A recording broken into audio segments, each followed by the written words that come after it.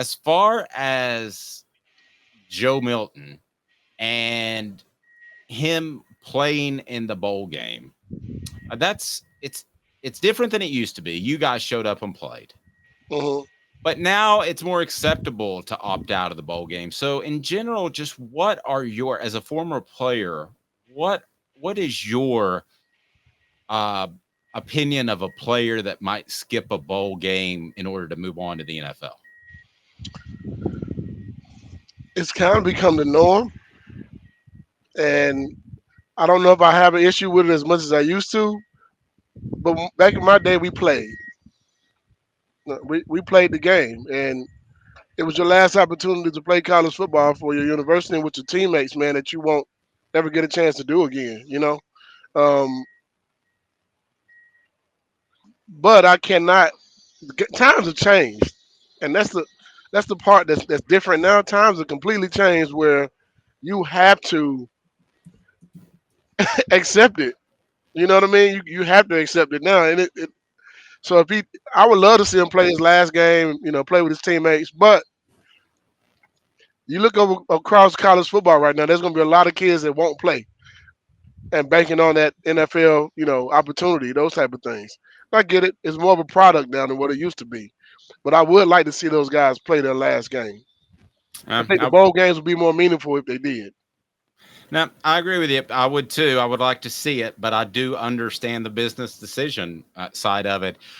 Fred's appearance brought to you by Herald Group Security Solutions, leadership, experience, specialization, addressing problems through unique mission specific mitigation techniques, making your children safer one school at a time. We're in, and we just had an issue happen. Okay. So we're in a time where security is paramount. And you need to know that your children are safe and your workplace is safe. So go to your school administrator or your administrator at work and say, reach out to Herald Group Security Solutions. These aren't just security guards. These are trained individuals that oftentimes served our country in the military. So that's heraldgrp.com, Herald Group Security Solutions. Fred, I don't want to get myself in trouble, especially since I know you could probably take me if we got in a rumble. Um, I didn't know how motivated you guys were to play in that second Fiesta Bowl after winning a national championship. What was motivation like in that game when you guys were hoping to play for another national championship and to win two national titles in a row, but it didn't play out that way? How difficult is it to get up for a game that is not what you had hoped for? You know, Dave, I don't know about anybody else's motivation, but I felt like I had to play one more game with my teammates. And that's like I said before, I do feel like some of my teammates might have not played in that game thinking the same things. And I'm thinking to myself, hey man, I'm coming out here to try to win every game I have opportunity to win. But I look at it from the standpoint of I got it. Some guys got injured in the game. Well, why go back in? Right? Well, if you're injured, it's injured and hurt, right? If you're injured, usually during the middle of a season, you're still gonna play. You still, you're not gonna play. But if you're hurt, you'll still go. If that makes sense, right? Injury means you might be done for the year or something major. If you're hurt, hey man, everybody hurt. It's a long season. Everybody's hurt. So I did see a few guys get injured or get hurt in the game. I'm thinking, dang, I know they coming back. They didn't make it back in the game. They kind of was. It felt like, well, hey, you know what? This is it.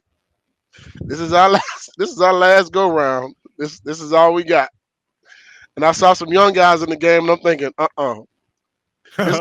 this this is not it. But that's what we were left with. You know what I mean? And it was kind of, it did kind of hurt that we weren't playing for a national championship when we thought we should have been.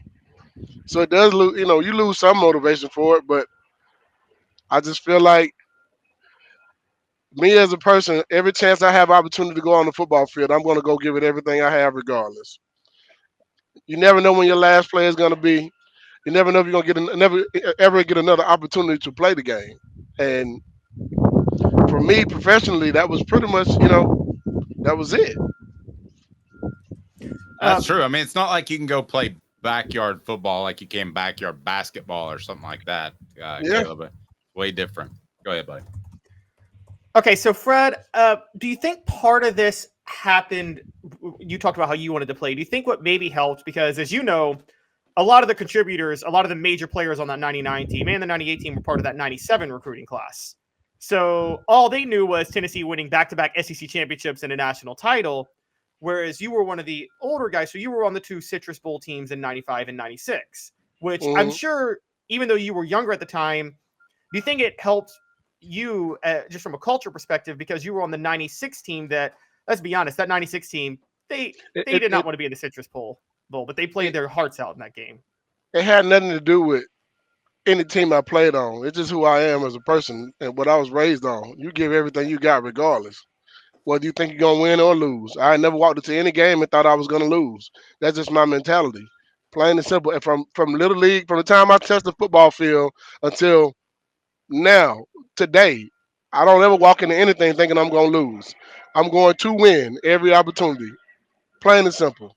So I don't care. Like it didn't have anything to do with what team I played on. It had to right here. This. I got blood running through my veins.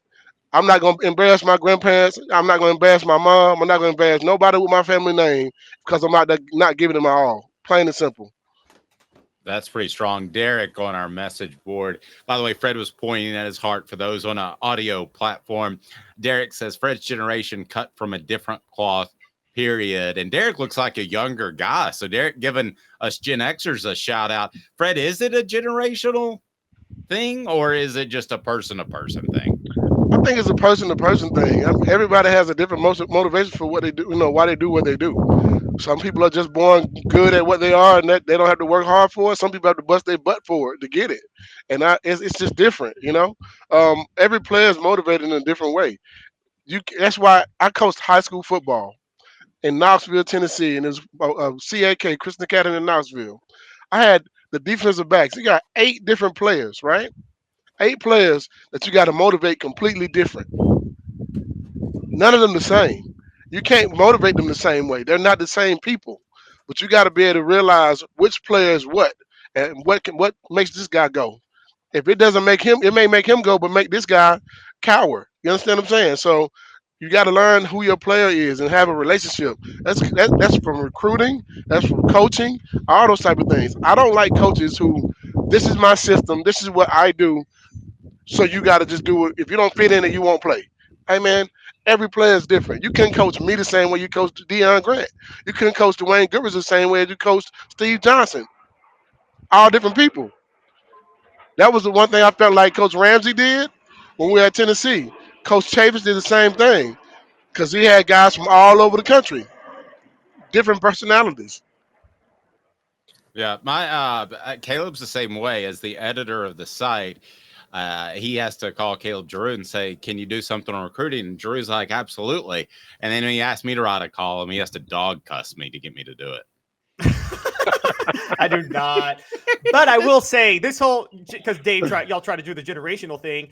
I challenge people to drink golfs a lot, and Gen Xers never beat me. So they all quit. So Oh Lord, oh Lord, Fred, back in our day, the Eric Berry trip. All right, Caleb, you got you got something else to talk about, Caleb? Yeah, Caleb, you wouldn't have won that one, I guarantee. I can beat all of y'all. All right, y'all see the red beard? Y'all see the red beard? There's Irish in my family. Those Good bit of it. were my wet days. We're not going to Yeah, talk about that. This is an energy. Caleb, we had Irish, we had tequila, we had everything in us too at the same time. Yeah. Sorry. Motivation for the Citrus Bowl, other than going to Orlando and getting hammered. So I wanted to talk, and not hammered on the field, obviously, but yes, hammered. Us three getting hammered together. I think I'd win. But okay. So Fred, I want to talk a little bit more about bowl opt-outs, because this wasn't technically a bowl opt-out for you guys, but sometimes I wonder if they can help teams get ready for the future? Because Peyton Manning didn't opt out, but he obviously couldn't practice with you guys in '97 for the Orange Bowl because of how banged up he was. Didn't those practices really help T. Martin when it went into the start of the '98 season, or did it really matter? Would it have been the same no matter what? I think anytime you get extra practice, going to any bowl game, any extra practice you have for the young, that's for for the young guys. You know what I mean? They're getting extra practice that other guys who weren't going to bowl games were getting. So I think it was beneficial to all of us. I felt like I learned the defense more as a freshman redshirting during that whole month of practice that we had before we went to the Citrus Bowl. It was like, oh, okay, this is what college football is like. You know what I mean? Like you learn the defense, you learn the little nuances of what's going on in it because they have more time to spend with you. You don't have to go to class. All you gotta do is go to practice and focus on the bowl game, and that's it. So it gave you opportunity to see.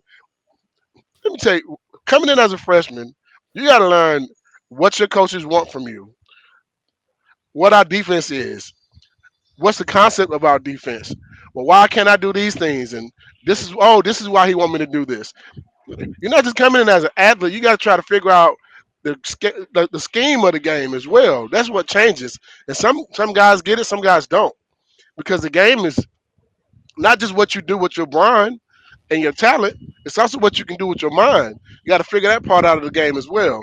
And I don't think I understood the defense until that my freshman year when we go into the bowl game, and I had the opportunity to sit down with coaches, and we didn't have anything else to do but talk about football. Yeah, good stuff. Caleb? So going into this year, then, do you think it would do those extra practices? Do the young guys get more of the practices no matter what? Because I'm like, if Joe Milton did opt out, wouldn't that kind of be helpful for Nico and the future because Nico would get a lot more of the first team reps for the bowl practices, or would it matter? I think you have more time to be able to give them more reps with the ones in bowl game than you do in the season because you're not playing every week. You don't have to game plan for somebody every week and then get them reps. Bowl game, you got one opponent. You get them reps whenever you can during that time period. I mean, you have more time to do it Oh, because you're only game planning for one team. well, let me ask you this, Fred. You've been around this program a lot. Fred goes to practices. Fred is very involved. He was honored as during the season. What was your honor again, Fred? Super Bowl or what was it? Oh, legend of the game. Legend of the game, which you rightly deserve. You've been around this team. Do you think they'll be motivated after an 8-4 season when they wanted to win 10? They wanted to do a lot of things that they weren't able to do. Do you think they'll be motivated based off your time around them in the Citrus Bowl? I think they will be because here's the thing. Anytime you step on a football field, there's cameras everywhere now. That part wasn't the same back then. People had to actually physically go and look up film. Man, you can see everything everywhere now. Any coach can go watch your film from anywhere now. If you're trying to go to the portal, if you're trying to get to the NFL, they see what you do. So that's your motivation. So every time you touch the football field to give it everything you have. So If you don't do that, I mean, you're only shooting yourself in the foot. So if you had to bet $100, you think this team's as motivated as they were for the Orange Bowl last year? I think everybody on the team should be motivated because you got to figure out what your pecking order is when it comes to the draft. But not only the draft, next season. You're going to have some guys, and some coaches may not be there next year. So you're going to have to be on film showing somebody that you can actually play the game. And they want you to, if you change position coaches or defensive coordinators or whatever happens as this offseason comes up, Tim Banks has already been one of the guys who was thought of as being a head coach somewhere, So who is to say he's going to still be there? Somebody may ask him to come be a head coach somewhere. You got to make sure that you're putting your product on the football. You are your product when it comes to the game. You got to put the best out there every time you touch the field because you can't hide now. The eye in the sky don't lie. Can I throw a crazy concept at you, which I'm known to do? All the time, Dave. I think there are some players, including upperclassmen, that would be super excited to play with Nico because of what he has done in practice this year. I think Mhm. it could enthuse the team if Joe Milton said that, hey, I'm going to forego my final game and get ready for the NFL, a la Anthony Richardson last year. Mhm. Am I crazy to think that? I say whatever happens, happens. We go whichever one that works. I mean, if he decides he's going to play in the game, great. If he doesn't decide to play in the game, oh well. Either way it goes, Nico's opportunity is going to come next year anyway. So I don't like to do what ifs. I like to do what is.